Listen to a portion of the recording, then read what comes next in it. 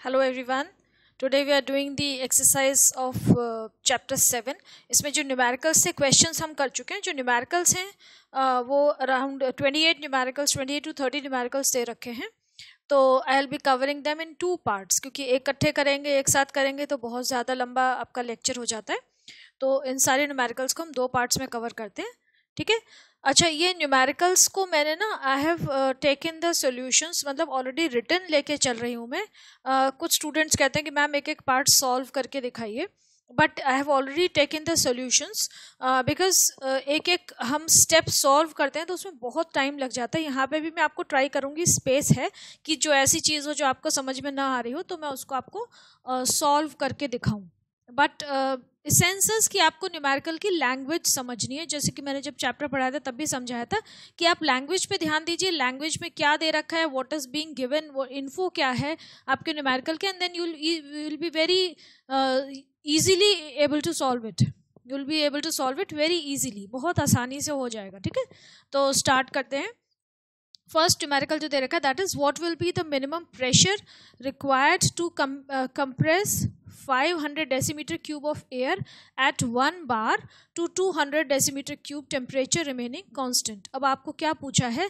You have been asked pressure पूछा है और ये बोल रहे हैं कि टेम्परेचर कांस्टेंट है. तो आपको समझ में आ जाना चाहिए कि यहाँ पे हम कौन सा लॉ अप्लाई करेंगे. बॉयल्स लॉ अप्लाई होगा. तो बॉयल्स लॉ की जो इक्वेशन है वो आप ले लीजिए, that is P1 V1 is equal to P2 V2. Okay. अब आपको एक और चीज़ जब मैंने पढ़ाया था तो ये बोला था, ये ध्यान रखिएगा कि यूनिट्स एक क्वांटिटी के सेम होनी चाहिए. जो भी आप क्वांटिटी नहीं, सॉरी, जो भी आप फैक्टर ले रहे हो उसकी यूनिट्स सेम रखिए. अब यहाँ पे जो प्रेशर, जो एयर का वॉल्यूम दे रखा है, दैट इज 500 डेसीमीटर क्यूब. तो that is equivalent two litres के बराबर होता है. तो इसीलिए हमें इसको कन्वर्ट करने की ज़रूरत नहीं है. मतलब 1 litre is equal to 1 decimetre cube. That is what I am trying to convey. और जो 1 बार है वो 760 mm ऑफ Hg या 76 सेंटीमीटर ऑफ Hg की या 1 एटमॉस्फेरिक प्रेशर के बराबर होता है. तो यहाँ पे हमें इसलिए इनको हम इंटर कन्वर्ट नहीं कर रहे हैं. नाउ बॉयल्स लॉ लगा लीजिए. आप सबसे पहले जैसे मैंने आपको बोला था कि सारी इन्फो लिखिए, इन्फो को नोट डाउन करिए. इसके भी मार्क्स होते हैं स्टेप में, क्योंकि आपका जो टर्म 2 है इट विल बी डिस्क्रिप्टिव, मतलब जैसे पहले होता था 9th क्लास का पेपर वही होने वाला है. वैसे भी बोर्ड ने आपके स्कूल्स को फुल फ्रीडम दे रखा है कि वो अपने पेपर को कैसे दें आप लोगों को. पैटर्न तो वही रहेगा बोर्ड का. और उसके अलावा आपका सिलेबस भी इस बार जो आपके स्कूल्स हैं they will be deciding it. तो देखिए V1 क्या दे रखा है, 500 डेसीमीटर क्यूब. P1 दे रखा है 1 बार.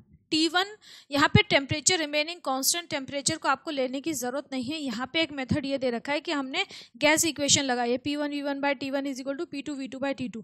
लेकिन आप इसको ऑल टुगेदर कैंसिल आउट कर सकते हैं. आप टेम्परेचर ना लीजिए तब भी आपका सेम आ जाएगा आंसर. ओके. तो यहाँ पे हमने T1 T2 को हटा दिया. यहाँ पे एक मेथड ये भी है और एक सिंपल मेथड भी है कि हम P1 V1 by P2 V2 से is equal to P2 V2 से कैलकुलेट कर सकते हैं. V2 आपका दे रखा है 500. ठीक है. तो अब आप इसको अप्लाई कर लीजिए. सॉरी, V2 आपका 500 नहीं है, V2 आपका 200 है. यहाँ पे ये गलत दे रखा है. It will be 200. V2 200 होगा. ठीक. नाउ अब आप इसमें इस इक्वेशन में इस वैल्यूज को पुट कर लीजिए. P1 कितना था आपका 1, V1 कितना था 500 इज इक्वल टू P2 आपको कैलकुलेट करना है और V2 आपको दे रखा है 200. तो आप सिंपली इसको सॉल्व कर लीजिए. P2 इज इक्वल टू कितना हो जाएगा 500 अपॉन 200, दैट इज 2.5 बार. ये आपका आंसर आ जाएगा जो यहाँ पे सॉल्व किया हुआ है. तो बहुत सिंपल न्यूमेरिकल है. इस तरीके से आप करते जाइए तो आपको आसानी होगी. सबसे पहले न्यूमेरिकल को समझिए, लैंग्वेज समझिए, इन्फो को नोट डाउन करिए. Next is 2 liters of gas is enclosed in a vessel at a pressure of 760 mm of Hg. If temperature remains constant, calculate pressure when volume changes to 4 decimeter cube. अब litre दे रखा है.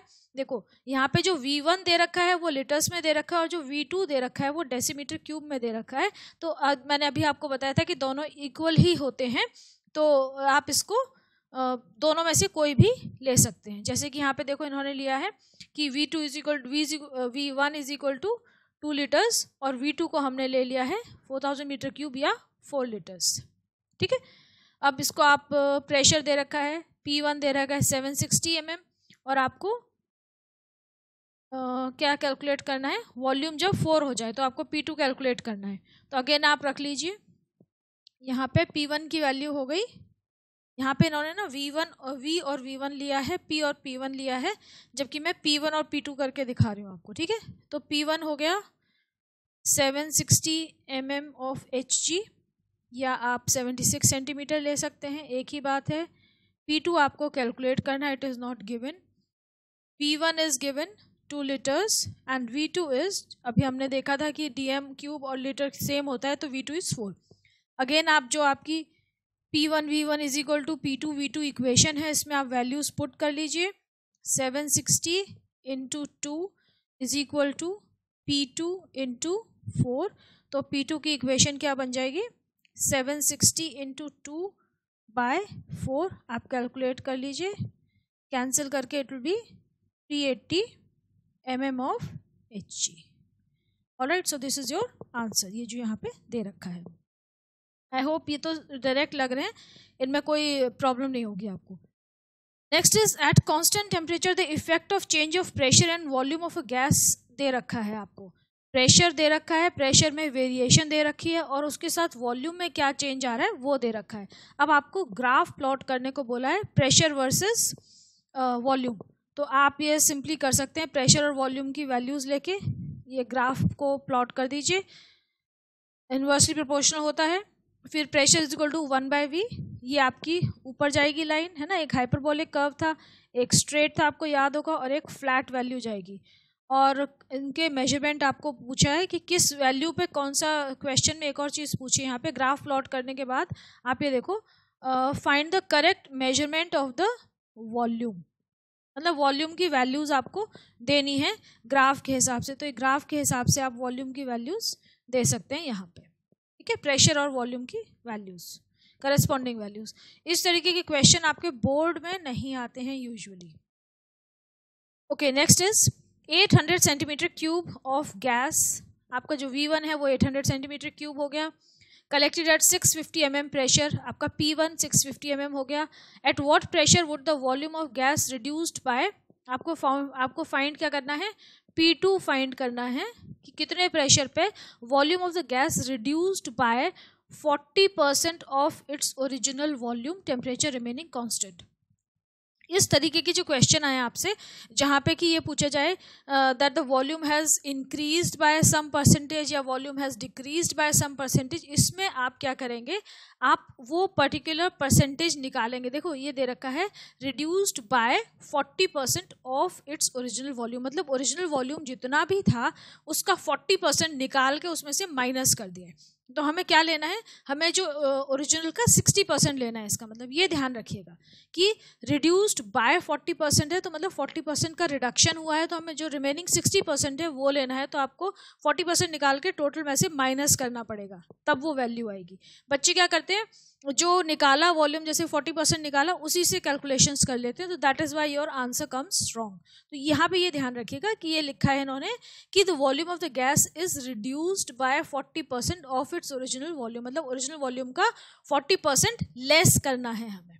ठीक है, ये बात ध्यान रखिएगा, ये बहुत इंपॉर्टेंट चीज़ होती है। तो V1 हमने ले लिया है 800 सेंटीमीटर क्यूब, मैं यहाँ पे लिख देती हूँ, इस बार मैं कैलकुलेशन नहीं करूँगी, आप लोग अपने आप कर लीजिए, क्योंकि यहाँ पे जितने भी न्यूमेरिकल दे रखे हैं इनमें उन्होंने V और V1 लिया है, जबकि हमने अभी फॉर्मूले में V1 और V2 पढ़ा है, इसीलिए मैं ये कर रही हूँ, बाकी it is all the same. V1 is 800 centimetre cube, okay, P1 is 650 mm, 650 है mm ऑफ Hg।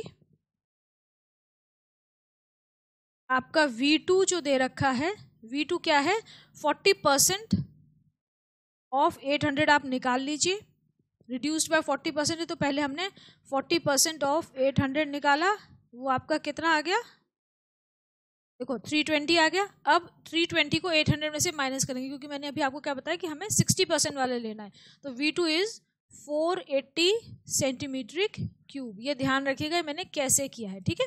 40% निकाल कर उसको टोटल में से माइनस किया है। अब आप ये सारी वैल्यूज को पुट कर दीजिए गैस इक्वेशन में। क्या है आपकी गैस इक्वेशन में, नहीं सॉरी, बॉयल्स लॉ इक्वेशन में।